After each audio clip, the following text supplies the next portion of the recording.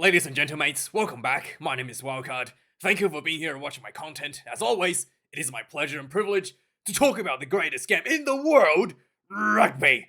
And there is no bigger occasion in the history of rugby than the quarterfinals for the Irish fan. And ever since the inception of the Rugby World Cup, Ireland has never ever made out of the quarterfinals ever. And boy, it is once again the death match.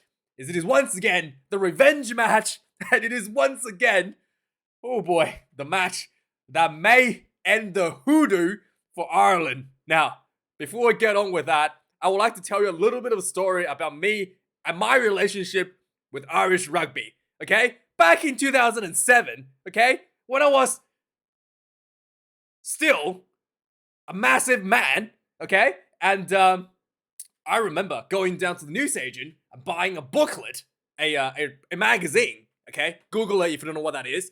And in the magazine, it had a lot of information about the 2017 World Cup. And apparently, Ireland was the highest paid team in the world in 2007, going to the Rugby World Cup. And Brian O'Driscoll was the second highest paid player in the world, behind Johnny Wilkinson.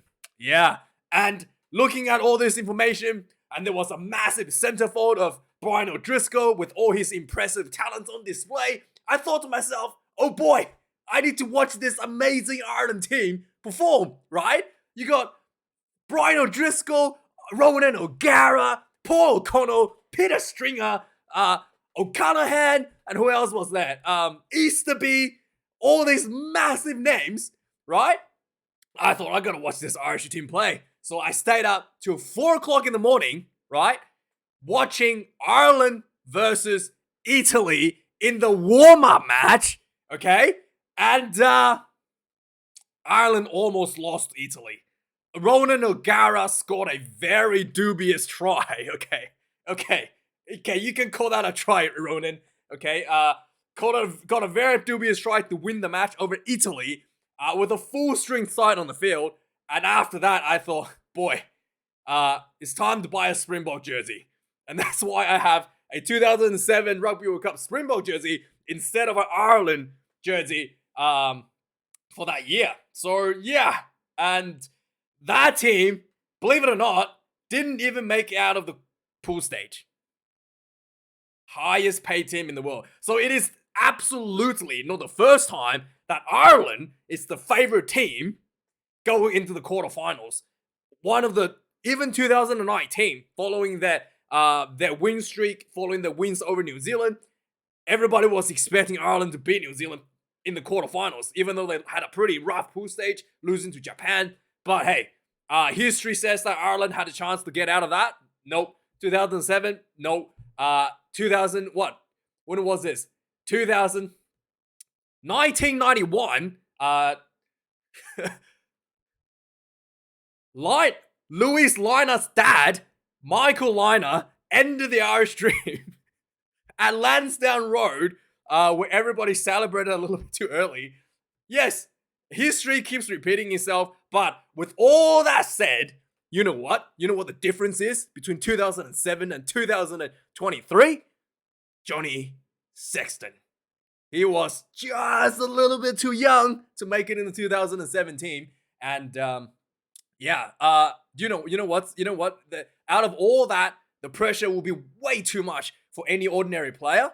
But Johnny Sexton would not be losing a single second of sleep over any of that. He's just too old. He needs his 8-hour sleep. He's not gonna be staying up all night worried about the voodoo, okay? So yeah, that is one big factor going into this game, because at least one player will be well rested and have a clear conscience to play this match till its end. Now, with that being said, Ireland also chasing a win record, undefeated win streak for 18 consecutive test matches, and the current holder of the win record is England and New Zealand. So against the All Blacks, there's another thing on the line. The All Blacks has to do their, previous, I guess, has to protect their record. I think some of the players may be on the field when the record was made. I think it was in 2013.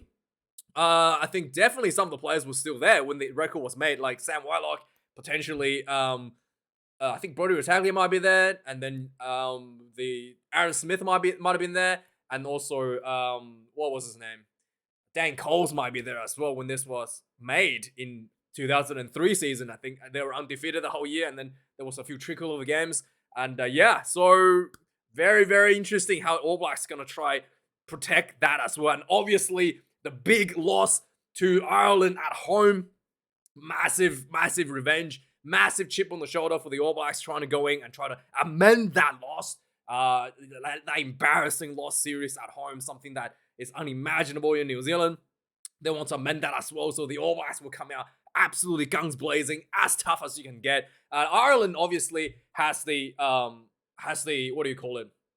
Has the loss in 2019 to amend that. So also both teams looking to amend historical losses against the other team.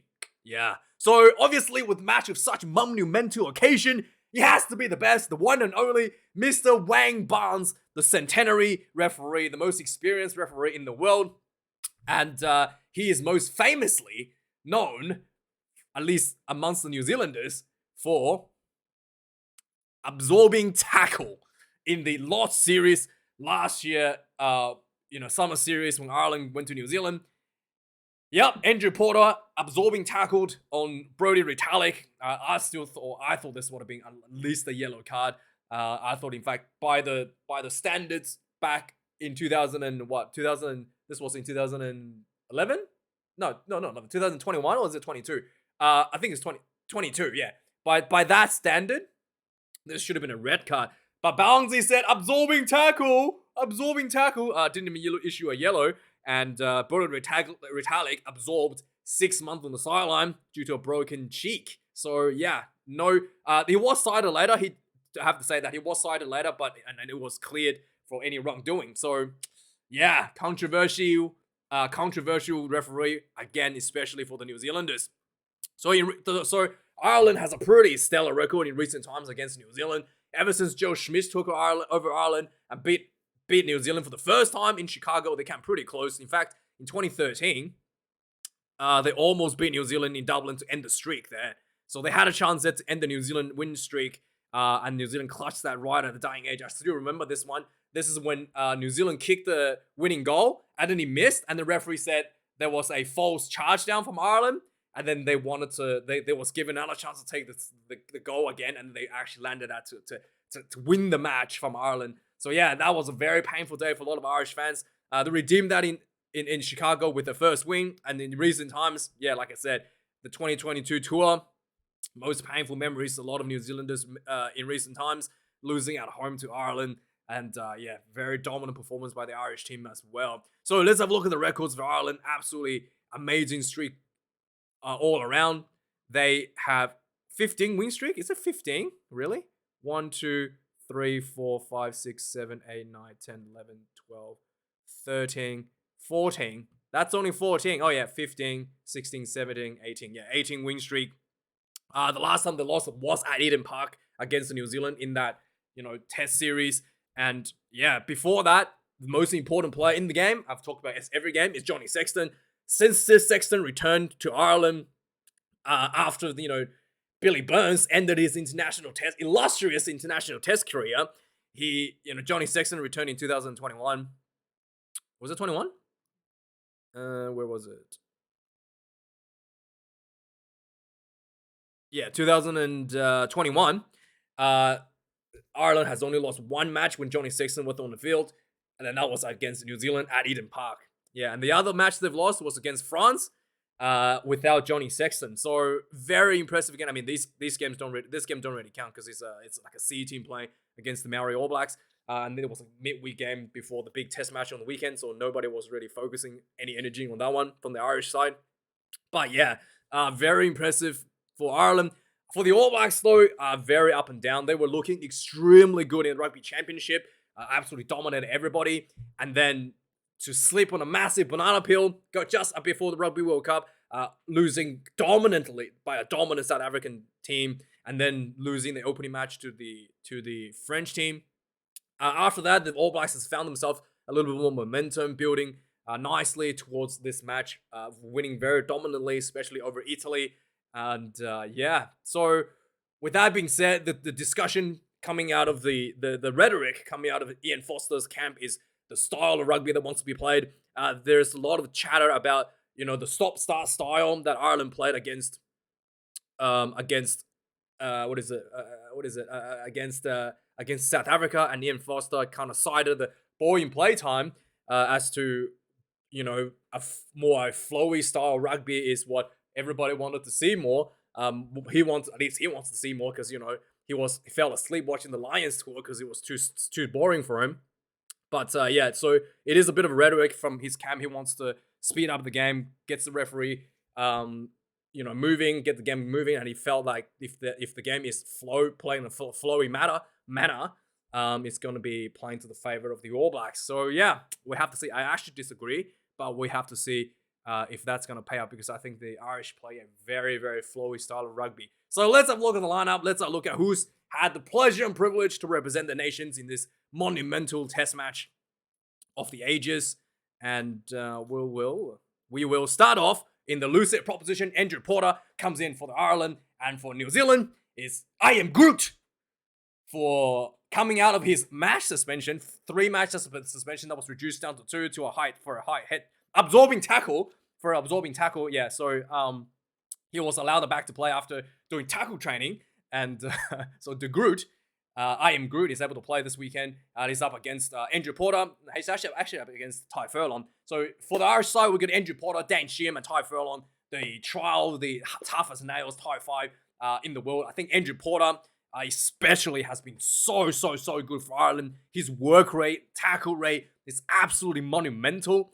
In the games against, especially against Scotland, he was working his butt off, man. Like, this guy was an absolute machine on the field.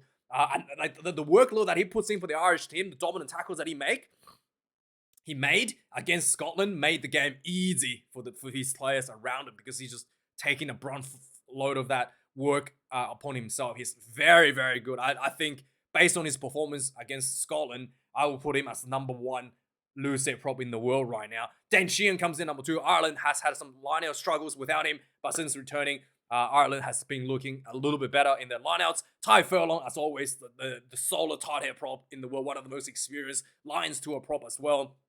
As good as you can get with a very solid running game himself. The New Zealand side, Cody Taylor comes in on the hooker position, has really grown into his form once again. He was struggling a lot last year, not getting his throws right. Really good to see that he's finally back in shape and really just in time for the All Blacks. And finally, the big return, Tyrell Lomax. He did play a little bit in the last outings against Uruguay where he got a hit on his knee where he had a cut, and I suspect that the cut had opened up again during last match, so he was taken off the field early, but his return against Italy was dominant on the scrummaging, and this is a chance for him to prove, is he actually the best tight head prop in the world against Andrew Porter, the best loose head prop in the world. So this is a absolute massive match to watch out for, and boy, I absolutely can't wait. This is the most important contest on the field, is the scrummaging. The loose head prop with Andrew Porter against the tight head prop Tyrell Lomax. In fact, New Zealanders has pulled out of their sort of slump when Tyrell Lomax was put into tight head prop position. Yeah, if he wasn't playing as a tight head prop during he was I think he played in the 3rd test, but he wasn't really that prominent in the series that Ireland lost to New Zealand. But since then, whenever New Zealand when New Zealand finally found their strength again, is with Tyrell Lomax in the tight head position. In fact, the 2 test matches, the last test match when against France, Lomax was not on the field. So big question marks there of how important this guy is. We'll have to see this weekend. Coming in the locking positions, we've got Ty Burns and Ian Henderson, the same locks from the Scotland game. 2 absolutely huge work rates, massively good at the set piece. Ty Burns, additionally, extremely good at the breakdowns, just huge work rate, absolute machine. New Zealanders, Brodie Retallick and Scotty Barrett have a bit of a work to do to catch up with these 2 guys. Scotty Barrett has been one of the best players for the Crusaders in the Super Rugby, but I just felt like that mongrel, that physical toughness, he hasn't really brought that through to the All Blacks in recent times. So something that he needs to step up a bit and make sure that he doesn't get a red card. So yeah, Brodie Retallick comes in number 4. Again, he's being always a brutalizing guy, ever since he got the absorbing tackle treatment to his face, I'm sure that he'll be licking his chops to get himself back into the game. In the loose forwards, Peter Romani comes in at number 6, Josh Van der Fleer number 7, and Kalen Doris number 8. Again, 3 extremely high work rate. Van der Fleer is a huge ball carrier. Peter Romani, huge work at the breakdown. The Kalen Doris, a huge ball carrier himself as well. Just weapons in that loose forward position. The breakdown speed will be the key to this game. Ireland will be targeting the breakdown for the All Blacks and trying to make their own breakdowns as quickly as possible. And yeah, it all comes down to speed to the ball out of the rocks.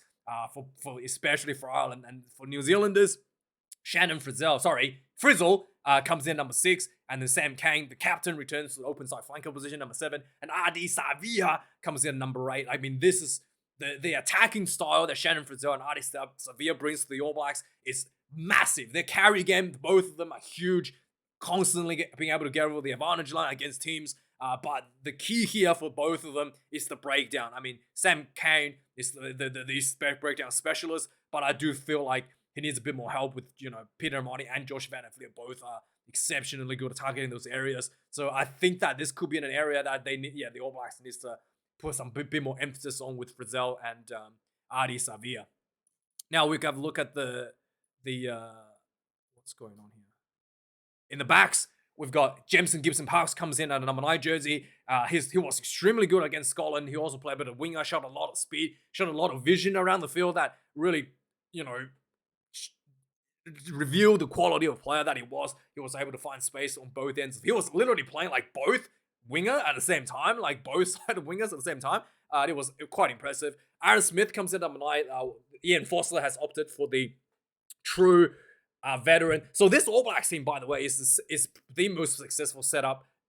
This is the All Blacks setup that dominated the Rugby Championship. So they have gone back to the bread and butter in that regard. So Aaron Smith comes in at number 9, ahead of Roy Gard. In fact, Roy Gard is not selected at all, which is very interesting for me. Johnny Sexton, the king, the greatest of all time of Irish rugby, comes in at the number 10 jersey. Like I said, he is absolutely instrumental. He is the heart and soul of Irish rugby. Everything plays around him. He's the way that he can identify space, manipulate players around him, find the mismatches around the field.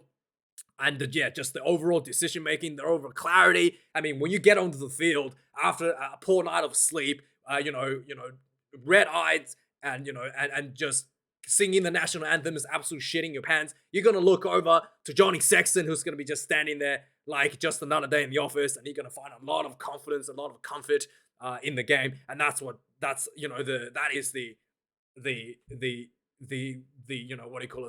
intangible values that Johnny Sexton brings to the team in addition to his skills. And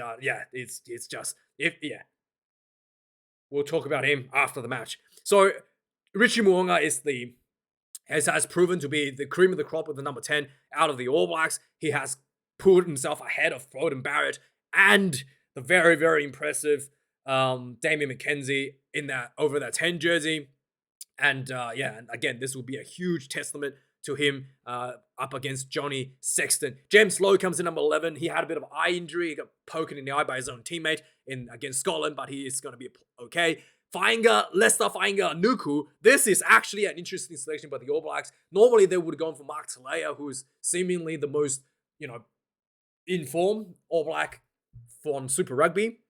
But Leicester Nuku has been the most physical winger in Super Rugby playing for the Crusaders, and it's really good to see that he gets the nod. Foster has finally put his personal feelings aside. The fact that Fainga Nuku is going to be leaving New Zealand Rugby for overseas for more money has put that aside and, giving him the opportunity that he truly deserves and bringing that more physicality onto the field out of the number 11 jersey. And number 12, Bangdi Yaki, and number 13, Gary Ringrose, the weapons that Johnny Sexton will be looking at utilize, the best center combinations in the world right now. The way that Bangdi Yaki is able to punch himself through holes is absolutely devastating. He's just like literally like a cannon shot out of a cannonball shot out of a cannon. Unbelievably good. He's been able to do that against the best defense in the world, against the Springboks, and against Tonga as well. Like, it's unbelievable. Gary Ringrose as well, just the speed, the ability to identify space in front of him, and just that skill is, again, tremendous for Ireland. And this is going to be the biggest, the most important matchup for for the game. Okay, it's not about slowing the game down, not about the set piece. This is it. This is the most important part of the game. The center battles between the two teams. For All Blacks, they have two very impressive talent in the center positions, but I don't think that the two talents actually are on the same level as Bundy Aki and Gary Ringrose. Jordie Barrett has had a bit of an injury and is looking a little bit sluggish, to be really frank with you, out of that 12 jersey. I mean, Jordie Barrett, in my opinion, is still the best number 15 in the world. In fact, I probably will be playing Beauden Barrett at 12 over Jordie Barrett because I just do think that I just do think that it's such a waste of talent for Jordie Barrett at 12, considering how good he actually is at 15. But it is what it is. Ian Foster has made his bed. He's going to now sleep in it. And Jordie Barrett has been playing number 12 for the club rugby for a couple of seasons now as well. Same with Riku Ioane. I think Riku Ioane is the best winger in the world. But, they would like to have, nowadays, everybody tends to put wingers in number 13 anyway. So it doesn't really matter. But this is going to be really difficult. Riku Ioane is faster than Gary Ringrose. But it all comes down to whether or not Jordie Barrett's going to be able to create that space for him to punch through. But we saw that happen against France, and I'm excited to see that happening again. In number 14 jersey, Mac Hansen, he had a bit of a knock on his leg, but he's okay to play. And Will Jordan will be the other winger, one of the most exciting fullbacks for the All Blacks. Again, Ian Foster likes to play all his toys out of position, and he's going to be on the wing once again this week. And the kicking game will be very important for him to work with Beauden Barrett, and he was very poor against France. Finally, in the fullback position, Hugo Keenan has proven himself to be the go-to fullback for Ireland. Spectacularly good under the high ball. And Beauden Barrett has been a very questionable performance recently. Probably the most concerning selections out of all the players. Beauden Barrett's kicking game has been very inaccurate. And he's often looks lost and makes wrong decisions when it comes to kicking. And he just hasn't been informed like he were, a couple of years ago, maybe even just 12 months ago. So yeah, interesting how that works, but it is what it is. Finally, in the reserves, we've got Ronan Keller, Dave Kelcoy, and Finlay Billam coming off the bench. They struggled a little bit, I think, against Scotland. The bench struggled a little bit against Scotland. Very slow against Scotland last week. But we'll have to see if that's going to be a continued issue for Ireland. Dan Coles, Tamati Williams, and Fletcher Neal. Tamati Williams, the biggest prop in New Zealand right now in the loose set position, coming in for obviously Ofa Tuangafasi. But it's good to see that Foster is giving these young talents a little bit of opportunity. Both Fletcher Neal and Williams are from the Crusaders, so they know each other quite well. Dan Coles, pretty much old enough to be their dads. Actually, no, not really, but is going to be looking out for the little holding hands, literally the little kids. But Tamati Williams, despite his size, I do think that his scrummaging is not quite there yet. Needs a bit of a work, but we'll have to see. He's a very tall guy as well, 196 centimeters in the loose head prop. And coming in, Joe McCarthy is an addition to the Irish team ahead of James Ryan, who got injured. So James Ryan's out. So Joe McCarthy has a huge shoes to fill going into this match. He's up against, obviously, the veteran 155 caps, the most cap player in the history of New Zealand rugby, Sam Whitelock. So yeah, very big difference there between the experience. Jack Conan would be coming to the bench to fill out some experience. And then he's up against Dalton Papali'i, the youngster. And then we've got Connor Murray, who I thought had a really poor performance last week. He needs to put a much better performance this week. I was wondering if they're gonna shuffle him up and put in Casey at number 21 for a bit more speed. But Andy Farrell has back the experience once again going into this match. Finally, for the All Blacks as well, there's no Roy Guard, the most impressive player for the All Blacks in the last 3 tests. Nah, not gonna give him a chance. They're gonna put in Finlay Christie, who again is more of a much slower style of rugby, more of a more traditional style, which I think could potentially hurt the All Blacks a little bit. We'll see. Jack Crowley comes in number 22, the future, potentially, the one guy who might step out of the shadow of Johnny Sexton and become the holder of the number 10 jersey, the coveted number 10 jersey. And then Damien McKenzie, again. Damien McKenzie has been incredibly good when it comes to, he's an incredible talent, but I do think that consistently under high pressure, in super high pressure test matches, he's still yet to prove himself. And you can disagree, but that's my assessment. Against the Wallabies, he showed a lot of decision making errors, and this is again his opportunity to prove that he has taken that next level up for the All Blacks. And finally, very, very interesting decision here by the Irish. I thought for sure they're gonna put another centre. What is it? Robbie Henshaw. I thought they're gonna put Robbie Henshaw at number 23. But I think the injuries has forced I almost said Andy Farrell's hand. So Jimmy O'Brien, first time at Rugby World Cup match, and he's plays a winger. So I'm suspecting there could be some, issues that might arise with Mac Hansen because he got hit in the leg. So I'm thinking that they're trying to minimize any sort of, early exit from, like any sort of injuries from the wingers, because obviously you also got James Lowe having an eye issue as well. So they're just trying to minimize those risks. So having an extra winger there.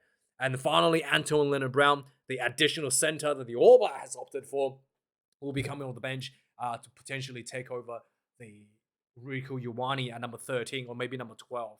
Yeah, we'll have to see how that shuffles up to be. Anyway, let me know what your predictions are, guys. I think Ireland will win this one.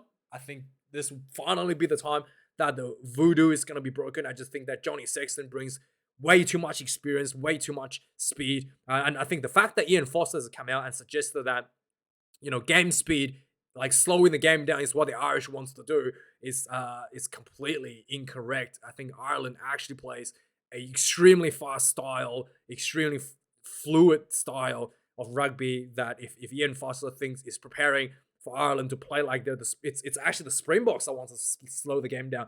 And so I think if Ian Foster is preparing for a slow game, thinking that it's gonna be against the Springboks, I think he's gonna in for a little bit of a rude awakening. So yeah, let me know. I think Ireland's gonna win 18 points to 15. It's gonna be close, but I think Ireland will take this one. So let me know your thoughts, guys. What your predictions are. Like, comment, subscribe. Thanks for watching this video. I do appreciate it. Thanks to my YouTube members and Patreons and people who donate money. I'm very grateful for your hard-earned money. And thanks for watching. Have a good one, and see you guys later for more reviews. Cheers.